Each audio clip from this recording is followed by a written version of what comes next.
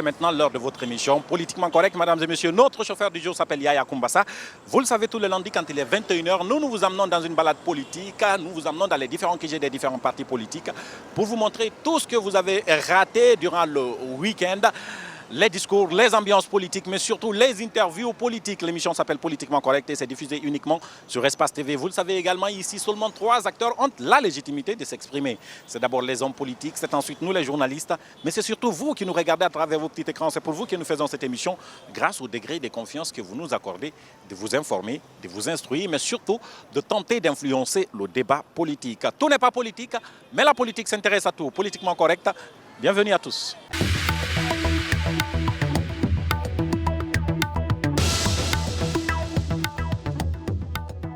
Vous amener dans les différents sièges des différents partis politiques lors de leur assemblée générale pour vous faire écouter, vous faire entendre et surtout vous faire voir les discours politiques, les interviews politiques, mais surtout l'ambiance politique. C'est ça, bien sûr, l'émission Politiquement Correcte. Et nous ne le faisons pas tout seul, vous le savez. Il y a l'autre équipe composée d'Amara Alexila et Ibrahima Djoulde Diallo qui se trouve de l'autre côté. C'est le moment d'aller les retrouver. Ibrahima Djoulde, bonsoir. Bonsoir Mohamed Ali Kondé et bonsoir à toute l'équipe. Alors, vous avez décidé d'aller à l'UFR parce qu'on nous apprend que Sidia Touré préside l'Assemblée générale de cette semaine. Oui, évidemment, c'est bien le président Sidia qui a présidé l'Assemblée de ce week-end au siège de son parti à Matante, dans la commune bien entendu du même nom. Et vous l'avez compris, l'actualité cette semaine, c'est bien l'attaque du cortège du PMA dans la ville de Labé. Et l'autre actualité également, c'est cette sortie massive de population au niveau de Zérékoré, à l'appel donc du Front National pour la défense de la Constitution de cette antenne de la région. Et bien des discours, vous en aurez à l'Assemblée générale de l'Union des forces républicaines. Et juste après ça, nous irons voir à l'UFDG ce qui s'y passe. Mais en attendant, commençons notre émission au parti politique qui a dirigé le pays pendant plus de 20 ans. Nous commençons cette émission au Parti de l'Unité et du Progrès. Mesdames et messieurs, si c'est maintenant que vous nous rejoignez encore une fois, bienvenue à tous.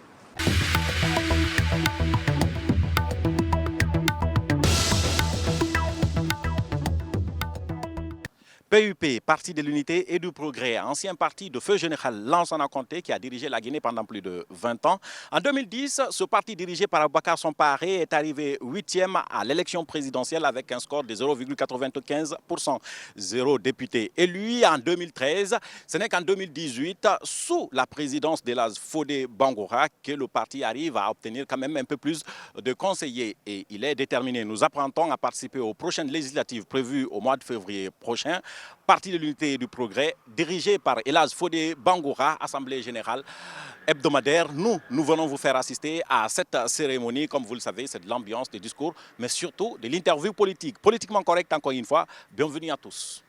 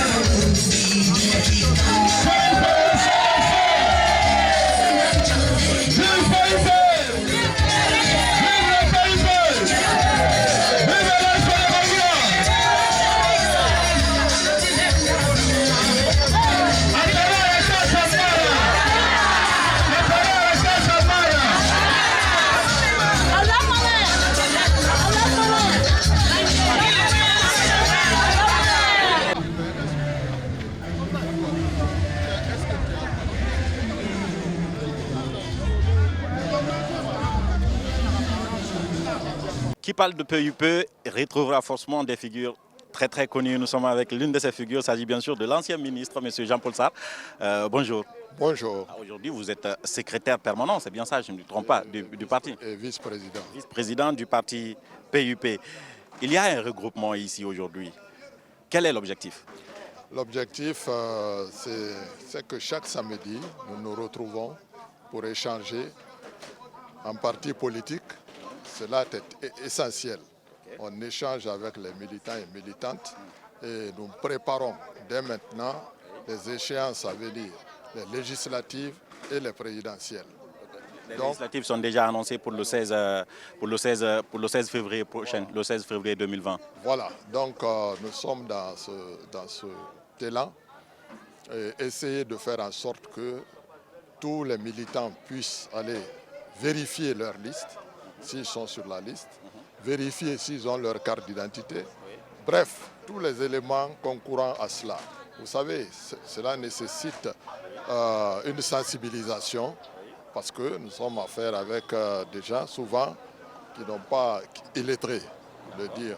Donc il faut les orienter de manière à ce que sinon c'est des voix que nous perdons. Et donc cette assemblée fondamentalement a été provoquée pour cela. On dit souvent, je vais répéter ce que les autres ont dit, peut-être une provocation, lorsqu'on dit que le PUP est fini. Avec Lansana Conté, le PUP n'existe plus. Ce ne sont que des nostalgiques comme Jean-Paul Sarr, comme Fodé Bangoa, qui restent maintenant. Oh là là, c'est-à-dire c'est des gens qui vivent hors du temps.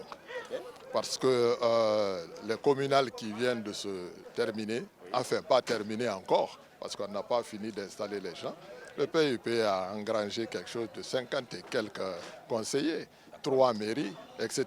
On ne peut pas dire que le PUP n'existe pas. Mais c'est de bonne guerre. Voyez-vous, on a peur que le PUP reprenne sa place d'antan. On a peur parce que le PUP a géré ce pays. Écoutez, ça ne fait plus peur hein, si on se réfère de votre score de 2010, de 2015. Bon, 2015, vous n'étiez pas candidat, mais de 2013 aux législatives. PUP, pas un seul député. Ça ne fait plus peur, M. Sarr. Non, je dis maintenant. Ça, c'est du passé. Le passé est passé. Nous sommes maintenant dans le présent. Je dis simplement que les prochaines séances, vous verrez que le PUP va reprendre sa place d'antan. Parce que nous avons une certaine expérience de la gestion de ce pays. Et durant le temps qu'on a été là, je dois dire que le bonheur du peuple était sauvegardé. Objectivement, vous pensez avoir combien de députés à la prochaine Assemblée? Écoutez, il faut être ambitieux. Nous devons avoir un groupe parlementaire. Ça, le groupe parlementaire, c'est au moins 12 députés. 12 à 15 ans. PUP, 12 députés, c'est hallucinant pour nous. Non, pas hallucinant. Il faut y croire. C'est complètement incroyable pour nous, hein, qui ne sommes pas de PUP, pour nous qui vous observons. Voilà. On se dit... alors nous, on y croit, parce que pour réussir, il faut croire. Pour réussir, il faut avoir de l'ambition. Alors, je vais vous faire revenir, on va aller dans l'actualité, hein, l'actualité nationale, pour vous amener à commenter une phrase du président de la République qu'on a souvent commentée cette semaine. Le président dit qu'il ne laissera pas, que ce n'est pas une question de troisième mandat, mais il ne laissera pas ce pays dans les mains des bandits. Fait allusion à quoi, à votre avis? Écoutez, je ne peux pas répondre à sa place. C'est lui qui sait pourquoi il l'a dit. Mais à votre avis, vous êtes un homme politique, M. Sarr, vous n'allez pas me faire cette langue de bois pour ne pas faire semblant de ne pas croire de quoi il parle. Non, ce n'est pas une question de langue de bois. Vois-tu, moi, je respecte les institutions. Je respecte. Le président de la République est une institution. Alors, s'il fait des déclarations qui ne vont pas dans le sens de l'objectivité des choses... Non, mais la question, c'est est-ce que vous vous sentez visé, vous qui avez été aux affaires, vous qui appartenez aux anciens régimes? Non, pas du tout. Vous ne vous sentez pas visé? Pas du tout. Parce que nous sommes loin de ces qualificatifs-là. D'accord, vous ne reconnaissez pas? Non, non, non, non. Pensez-vous qu'il veut vraiment faire un troisième mandat? Ça, c'est à lui de décider. Non, vous pensez quoi? Je ne pense que respecter la Constitution, qui dit 2 mandats, tu t'en vas. Changement de Constitution, donc votre... Non, on a écrit pour dire on n'est pas dedans. Vous n'êtes plus dedans? Ouais. D'accord. Donc vous êtes à Moulin-Fé, c'est bien ça? C'est clair. Clair et net comme le son de la clarinette. D'accord. Merci, M. Sarr. Merci. Alors, on revient vous trouver en Assemblée générale du PUP. Est-ce qu'en prélude des élections législatives prévues le 16 février prochain? Bien sûr. On s'était réunis pour donner des consignes à nos militants pour qu'ils partent se faire enrôler et qu'ils prennent les pièces nécessaires pour les élections et remobiliser nos troupes. Voilà. L'objectif, lors du jour, c'était ça. Comment ça va aujourd'hui, la mobilisation, les préparations en vue de ces élections-là? Parce que voilà, ça va être très très dur, j'ai l'impression. Vous saviez que lors des dernières législatives, le PUP, la dernière législature, le PUP n'est pas présent. Nous voulons cette fois-ci être de l'Assemblée nationale. Que le PUP, partout, on discute l'avenir de ce pays. On parle du développement de la Guinée, on parle de la politique guinéenne, on parle du social de la Guinée. En un mot, on parle de la Guinée. Nous souhaiterions que le PUP ait ce mot à dire. C'est pourquoi nous sommes en train de nous préparer, nous sommes en train d'affûter nos armes. Mais chef de guerre que nous sommes, nous ne mettons pas sur la place publique notre plan de guerre. Stratégie, ça vous le dites plus souvent. Hein? Quand vous dites nous à l'Assemblée, à la prochaine législature, c'est vous, Fodé Bangoua, vous serez candidat ou? Je ne sais pas. D'accord, je savais que vous allez dire, je ne sais pas. Même si le premier candidat c'est vous, moi je peux le deviner. Si vous voulez, je reviendrai ici quand la liste va sortir. Alors, si vous permettez, on va commenter l'actualité. Vous voulez bien? Bien sûr. Alors, si je veux, je réponds. D'accord. L'actualité, c'est justement ces élections qui sont prévues au mois de février prochain. Mais ensuite, il y a la présidentielle qui est prévue. Est-ce que vous pensez, vous qui avez plusieurs expériences à la tête de l'État, est-ce que vous pensez que la Guinée est aujourd'hui capable d'organiser 2 élections majeures en une année? La Guinée est capable d'organiser 2 ou 3 élections en tant que Guinée. Okay. Mais on n'organise pas une élection pour faire une élection. On n'organise pas une élection pour diviser davantage de Guinéens. On n'organise pas une élection pour qu'il y ait des, comment on appelle ça, des protestations post-électorales. On organise une élection pour gouverner, pour pouvoir diriger convenablement dans la paix, dans la quiétude. Donc, une organisation mal préparée. Une organisation contestée avant et pendant et après, je ne pense pas qu'on puisse le faire, ça ne serait pas bon pour la Guinée. Est-ce que ça veut dire que le mandat du président va glisser? Qu'en 2020, décembre 2020, c'est la fin normalement du mandat du président Condé, mais il peut aller au-delà de cela légalement? Je ne suis pas sûr que dans la Constitution, il y a un glissement. Non, le mandat des députés ont glissé, mais peut-être le président, oui, vous faites remarquer qu'on ne peut pas organiser 2 élections dans les conditions actuelles. Non, on peut cumuler, on peut tout faire, ça dépend de l'organisation. Mais vous n'êtes pas contre un cumul d'élections? Ce que je suis en train de dire aux Guinéens, c'est que je ne parle pas pour le moment. Nous avons été mis devant le fait accompli pour le glissement du mandat des députés. Pour le moment, nous ne sommes pas arrivés au présidentiel pour dire qu'il y aura un glissement de ce mandat. Je ne me prononce pas là-dessus pour le moment. D'accord. Et pourtant, vous devriez, vous savez, parce qu'on a envie de vous entendre là-dessus, on a envie de connaître votre position. Parce que gouverner, c'est anticiper pour ne pas subir. C'est pas à vous, je vais apprendre ça. Oui, mais je ne suis pas aux affaires. Une élection se prépare. Le temps de préparation est plus long que l'élection elle-même. Donc, est-ce que ceux qui doivent faire des élections, ceux qui doivent organiser les élections sont prêts? Oui. C'est à eux de nous dire. Est-ce que les conditions sont créées pour que les Guinéens aillent aux urnes? C'est à eux de s'y mettre. Pour le moment, je ne vois rien qui puisse se passer. D'abord, nous avons des préoccupations. La Guinée a des préoccupations. Les Guinéens ont des préoccupations. Les Guinéens ont leur quotidien. Tous les jours, les Guinéens s'insultent. Les Guinéens se lapident. Si c'est pour cela qu'on va organiser les élections, pour qu'on continue à nous lapider, pour qu'on continue à s'insulter, pour qu'on continue à être dans la rue, pour qu'on continue à enterrer des Guinéens, je ne pense pas que ça soit une bonne chose. Dans son discours à Zérékoré, le président de la République, Alpha Condé, déclare « Je ne laisserai pas la Guinée dans les mains des bandits ». Comment vous appréciez ce discours? Est-ce que vous vous sentez visé en tant qu'ancien ministre, si on peut dire ancien Premier ministre, entre guillemets? Attendez, qui se sent morveux se mouche? Qui est bandit? Et qui je vous pose la question. Ah non, c'est lui. Posez la question, c'est lui qui a dit. Il n'a pas indexé les bandits. Ah. Demandez-lui qui sont les bandits. Mais est-ce que vous n'avez pas pensé à un moment donné qu'il faisait allusion? Je pense que tout Guinéen, dans les conditions qui se trouvent dans les conditions d'éligibilité, il peut se présenter, il peut être. Ça dépend des Guinéens. S'ils sont capables, s'ils sentent que celui-là peut faire leur affaire, ils peuvent le lire.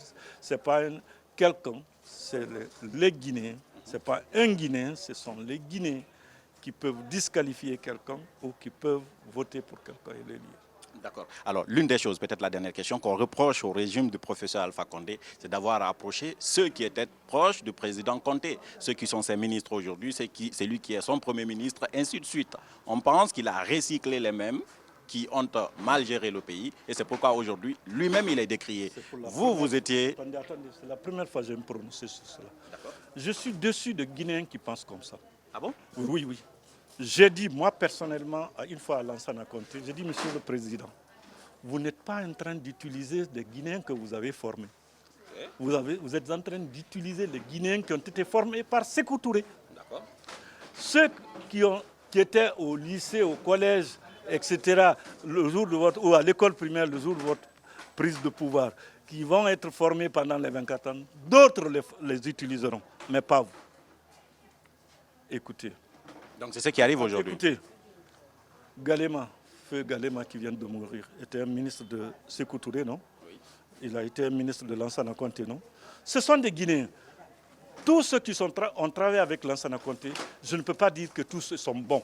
Le professeur, il est venu avec qui? Quels sont ceux qui sont venus avec lui, qui n'étaient pas des Guinéens? Nous avons utilisé des gens on savait qu'ils étaient du RPG. Quand Lansana Conté nommait ses ministres, il ne demandait pas sa position politique. Il n'a jamais consulté son parti pour former son gouvernement. Son gouvernement n'a pas déposé une liste. Son parti n'avait pas déposé une liste. Nous, on pensait avec Alpha Condé, c'était un nouveau système avec des nouvelles personnes. Non, écoutez. Qui n'êtes pas vous, pas ceux qui ont été ministres. Nous ne sommes pas aux États-Unis quand tu viens. Chacun, dès qu'il est élu, on fait les cartons et on sort. Si on sortait tous ceux-là, on va prendre vous direz encore, non, ils n'ont pas d'expérience, ils n'ont pas de... C'est Alpha de choisir, c'est le professeur Alpha Condé, président de la République. Il est libre de choisir n'importe quel Guinéen, on ne peut pas l'interdire. Et ces Guinéens répondent de lui. Pourquoi son système est autant décrié dans ce cas, avec des hommes qui ont servi avec le président Conté? Mais ils sont combien? Ceux qui ont travaillé beaucoup, hein? Commencez par le Premier ministre. Mais attendez, ils sont combien? Ce n'est pas un seul qui fait le travail d'une nation, c'est une équipe. Comptez le nombre. Comptez le nombre de contéistes dans le gouvernement. Il n'y a que le Premier ministre. Non, maintenant, il n'y en a pas beaucoup, mais avant, il a toujours travaillé avec le contéiste. D'ailleurs, on est étonné que ça ne soit pas vous, peut-être. On pensait que vous seriez là. Écoutez, je suis citoyen guinéen avant d'être militant d'un parti politique. Tout comme les autres. Ils sont tous citoyens de Guinée avant d'être militants d'un parti. C'est un faux débat. Mettez des Guinéens qui seront capables de diriger ce pays. Élisez, ne continuons pas. Vous, journalistes, vous dites pas d'exclusion, pas d'exclusion. Vous allez exclure qui? C'est parce qu'il a mal travaillé. Il faut le sortir. Mais s'il a bien travaillé, mais acceptez-le. Ce n'est pas parce qu'il est...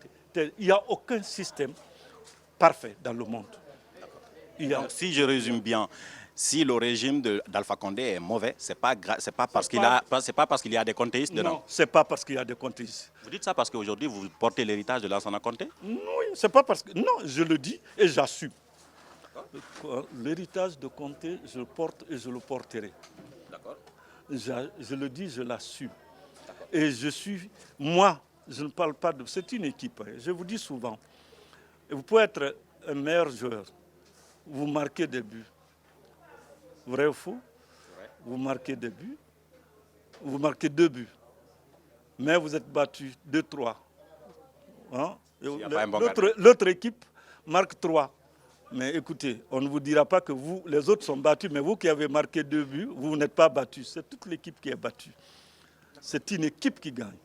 Moi, je dis, ne dites pas que c'est les sécoutouristes ou les contéistes ou ceci. Ce sont des Guinéens. Les responsabilités sont situées. Ceux qui ont commis des erreurs de gestion ou des fautes de gestion, c'est à eux qu'il faut s'en prendre. Il ne faut pas s'en prendre. Mais on ne peut pas dire... Mais en même temps... Conté était un coordinateur. Aujourd'hui, les Guinéens réclament Conté. Mais ce n'était pas lui qui travaille. C'est lui qui coordonnait. Un chef ne travaille pas, il fait travailler et il contrôle.